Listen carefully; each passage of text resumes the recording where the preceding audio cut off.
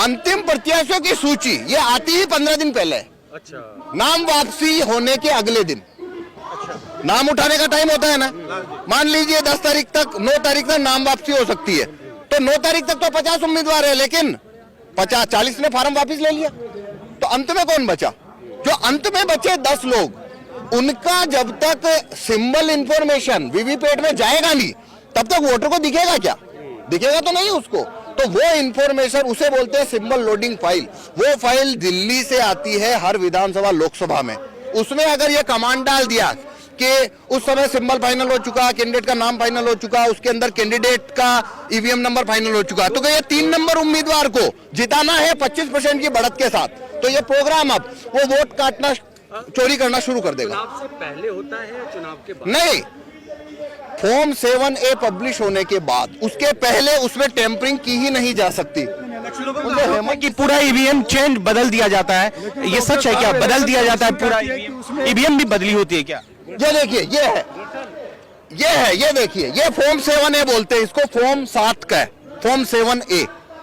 तो ये जो फॉर्म 7A है, ये देखिए, दिख रहा है ना आपको? ये सारा खेल इसमें है।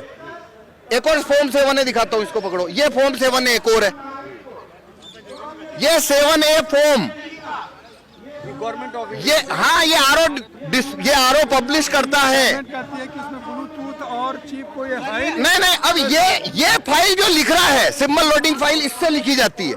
ये फाइल जो आदमी लिख रहा है, वो चाहेगा वही जीतेगा। इसमें symbol loading file Rahul Chamanbhai Mehta ने लिखी, तो उन्होंने एप्पल जिता दिया। अब आप दबाते जाओ बटन, जीतेगा अब एप्पल। कह रहे हैं कि ईवीएम भी बदल ली जाती है इलेक्शन होने के बाद। जरूरत, देखो वो सब अलग इश्यू है, ईवीएम के साथ 100 इश्यू दूसरे। मैं बता रहा हूं, ये फाइल जो आदमी लिखता है, वो आदमी बोलेगा चुनाव वही जीत जाएगा। इसमें हमने लिखी तो एप्पल को जिता दिया है, तो मैं खोल के नहीं बताऊंगा, किसी को पता लगेगा वोट चोरी हो रहा। जब तक आप बताएंगे नहीं तब तक नहीं, वो खोल के मैं दिखा रहा हूँ, वरना कोई दिखाएगा तो नहीं। काले शीशे का खेल है। खेल काले शीशे का है, और वो काला शीशा 2017 में ही बदला है उन्होंने, वरना व्हाइट था।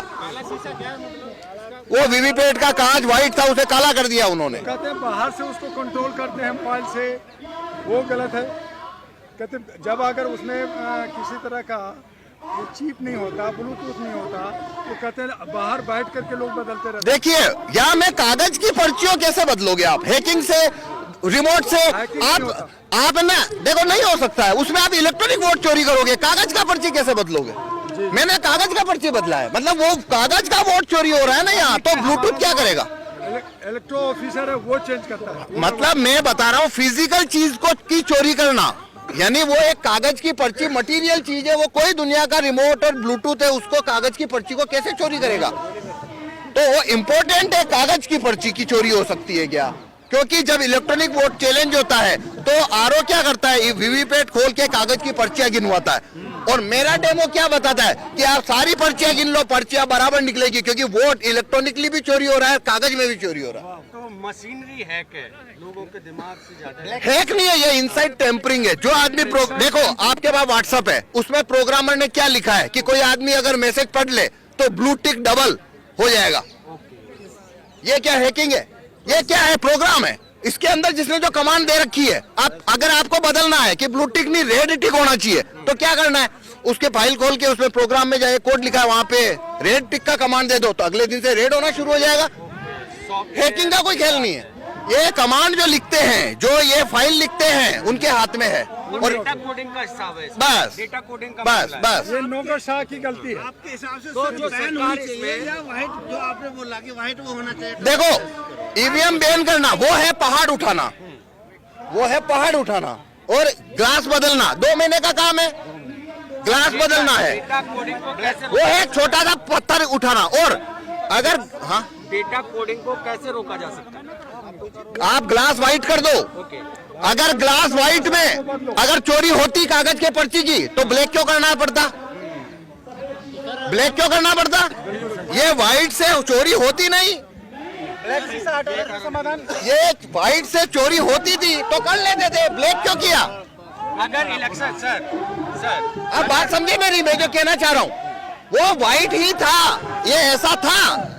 तो जिनने चोरी करनी है बहुत बहुत मत्था लगाया, कुछ नहीं हुआ, फिर किसी ने आइडिया दिया कांच काला कर दो वोट चोरी हो जाएगी, कागज के भी चोरी कर लेंगे, तब बदला है भाई। इंजीनियर साहब आपको आइडिया है कौन सी संस्था कर रही है चोरी हो रही कुछ है? हाँ, देखिए मैं ये नहीं कह रहा हूँ वोट चोरी हुए, मैं कह रहा हूँ अगर चोरी करनी है तो ऐसे होगी।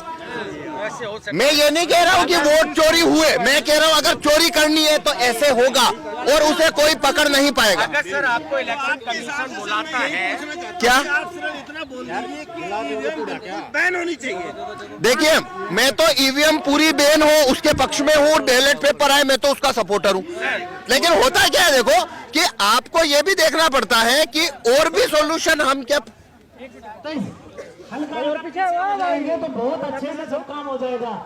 और जो स्टेज का साथी है वो बैठ जाए, पीछे वाले स्टेज वाले साथी बैठ जाए और जो मीडिया वाले साथी धागली होता है वो देंगे और आसान हो जाएगा। अब ये लाइव जो है कि माननीय न्यायालय में भी पेश करेंगे लोग। देखिए अभी हम दिखाने का प्रयास करेंगे। बोलिए सर। कैश हो जाएगा। सभी लोग शांति बना करके रखें प्लीज। और डेमो में जो डेमो देने वाले एक्सपर्ट हैं पहले उनकी बात सुने, क्योंकि हमारी बात तो जब से सुन ही रहे, हमारी बात तो चुनाव आयोग नहीं सुन रहा, इनकी तो सुनेगा, इसलिए ध्यान रहे सब लोग, शांति बना करके रखें प्लीज। थोड़ा सा पीछे रहेंगे ताकि सभी कवर कर सके, है ना, वरना कुछ कोई कवर नहीं मिलेगा।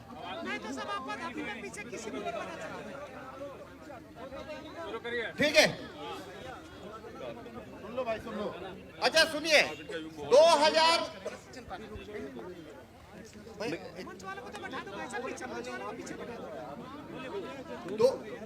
2011 तक भारत में जो ईवीएम था उसमें वीवीपैट नहीं था, केवल बैलेट यूनिट होता था, इस तरीके का बैलेट यूनिट होता था। और दिखाई नहीं देगा, दिखा दो सर एक बार।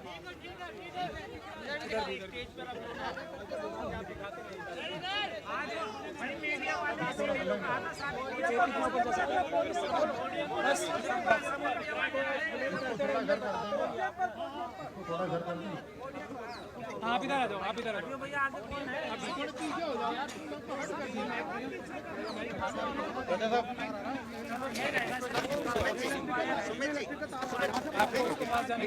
एक हाथ से जाना पड़ेगा।